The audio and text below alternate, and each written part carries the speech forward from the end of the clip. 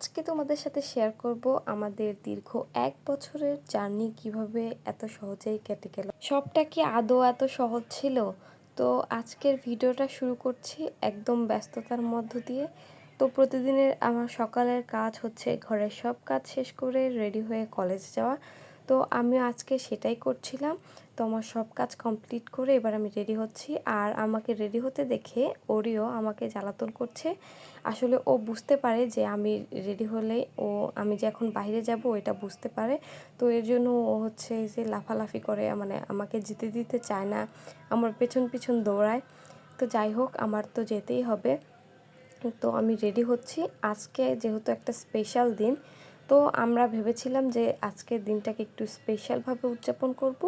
কিন্তু আজকে কি হয় সেটাই দেখার। আজকের ওয়েদারটা কিন্তু খুবই সুন্দর, খুবই চমৎকার। তো সকাল সকাল খুব সুন্দর রোদ উজ্জ্বলময় দিন, খুবই সুন্দর লাগছিল। আর আমার মনটাও খুব ভালো ছিল, আজকে ফ্রেশ ছিল।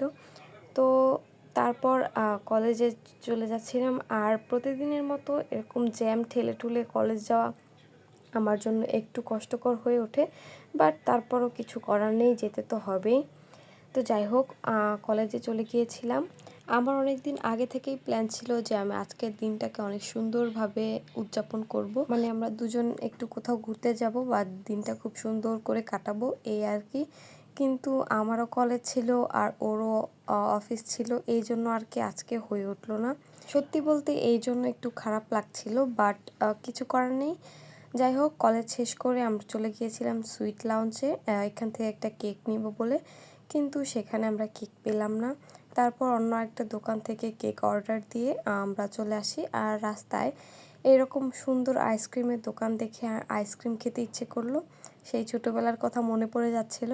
তো ছোটোবেলায় এভাবে এরকম আইসক্রিম বিক্রি করতে আসলে আমরা এভাবে আইসক্রিম কিনে খেতাম। যাই হোক, এটাও খেয়ে চলে গেলাম।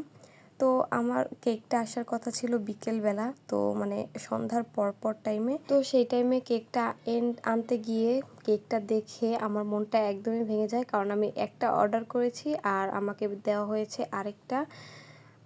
তারপর শেষ টাইমে যেহেতু আর কোনো কেক ছিল না, এই জন্য এটাই আনতে হয়।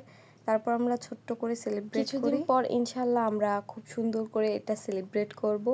যাই হোক, আমাদের দীর্ঘ 1 বছরের জার্নিটা অত সহজ ছিল না। আমাদের ভালোবাসা যেমন ছিল, তেমন ঝগড়া, রাগ, খুনসুটি সব কিছু নিয়েই আসলে জীবন। তোমরা সবাই আমাদের জন্য দোয়া করবে যেন আমরা সারা জীবন একসাথে থাকতে পারি। Thank you so much.